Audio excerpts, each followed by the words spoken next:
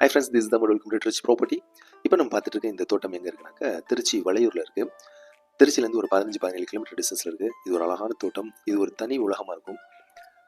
மொத்தம் 18 ஏக்கரு. 18 ஏக்கர்லேயும் செம்மரம், சந்தனம், மஹோகனி, வாழை, கொய்யா, மாமரம், தென்னை மரம், இப்படி ஒரு அழகான ஒரு இடம் இது. நெல் விவசாயம் பண்ணியிருக்காங்க. ஒரு பால் பண்ணைக்கான செட்டப் இருக்குது. வீடு இருக்குது.